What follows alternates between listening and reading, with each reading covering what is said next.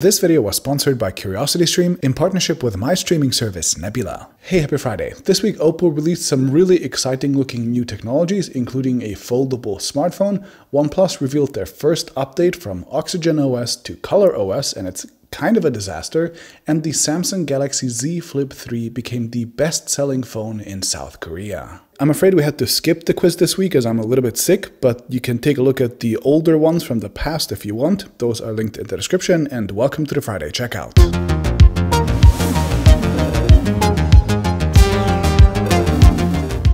My release highlights this week include 3 phone launches in China. A budget phone from Philips of all brands, I didn't know they were making phones. Then there was a League of Legends Special Edition OPPO Reno 7. And finally, the Motorola Edge X30, which is the first phone with the new Snapdragon 8 Gen 1. It is starting at a pretty aggressive $500 US, and if you pay a little bit extra, you can update to not only more storage, but also an optional under-display front camera. Interesting choice. To see all of the new releases of the week, head on over to the full release monitor in the Crowd app that you can find down in the description. Okay, my first story of the week will be all of the teasers that we've been getting from OPPO about their upcoming OPPO Inno Day, which is actually weirdly 2 days. It's the Wednesday and Thursday next week, so it should really be OPPO Inno Days, I suppose, but I digress. The biggest piece here is the Find N, OPPO's first foldable smartphone that should actually launch to market, which OPPO's Chief Product Officer Pete Lau announced via a blog post. He revealed that OPPO has been working on the device for 4 years, and this is actually OPPO's 6th prototype, and this is the first one that meets what Pete calls their 2 guiding principles, namely that a foldable must be beautiful and useful and easy to use.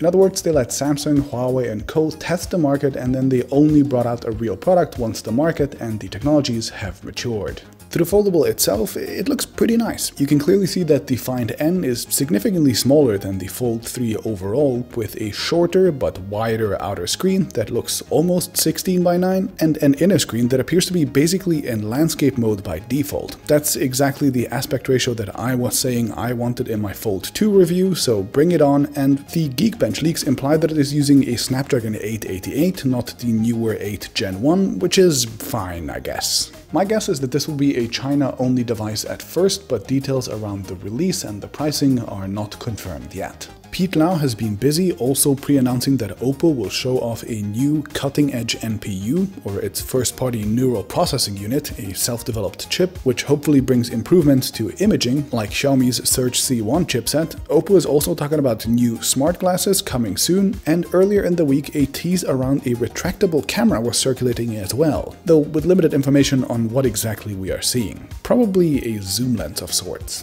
My guess is that all of these teases show a sort of push into the high end by OPPO that is going away from their primarily mid-range focus in the past, and that would make a lot of sense given that Huawei left a huge gaping hole on the high end in the Chinese market, and OPPO probably wants to rush to fill it. I love that these Inno days feel more concrete than the ones in the past. They're all showing tech that I guess will be releasing in actual phones soon, rather than in 3 years or something like in the past. And I can't help but think that Pete Lau, the former head of OnePlus, was really busy planning all of this for OPPO, while his former company had a pretty major blunder. So the company has been talking about merging OxygenOS and OPPO's ColorOS for a while now, and the Nord 2 was the first phone to launch with ColorOS right out of the gate, but OnePlus has just delivered their first update to an existing phone that moved it from OxygenOS to ColorOS, and things went pretty poorly. OnePlus calls this the stable Android 12 update for the OnePlus 9 series, but users are saying that it is everything but stable, and it's lost many of the OnePlus specific options too. Apparently the phone app goes missing for some users after the update, which is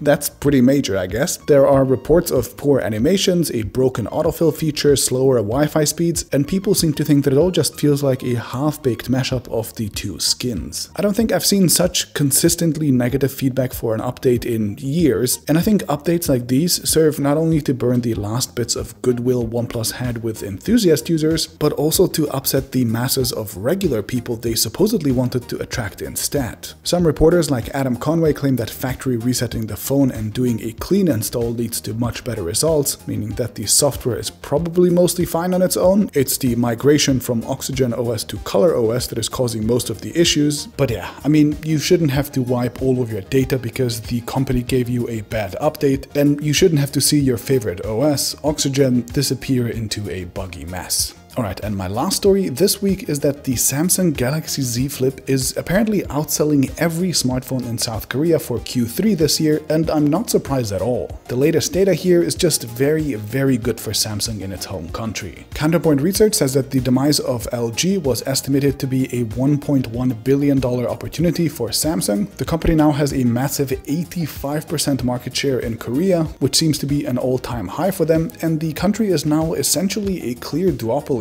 The data from Counterpoint shows that 9 out of the top 10 devices in Korea are Samsung phones, and 4 of those top 5 are really high-end models too. But the big point here is that the Flip 3 is on top and by a wide margin as well, even if we are comparing it to phones that came out in earlier quarters. Honestly, even though I am a Fold user myself, the Flip 3 was such a surprise to me all year that if it wasn't for the kind of medium to bad battery life, it would probably be the phone of the year for me. The Flip 3 is controversial, but it also seems to have created a kind of obsession in people around me. I know so many people who are just obsessed with it in a way that no other phone except for maybe the new iPhones create obsession. There's a kind of a cycle here. You see the phone, it's really nice, so you buy it, so other people see it in your hands and they get convinced, they buy it, and so on. I think it's that good. I don't know if the success in Korea will be a guide to life for all smartphone markets, but sign me up for a very close look at the Flip 4 and any competition we might see next year. Alright, and to finish up, I have a little pro tip.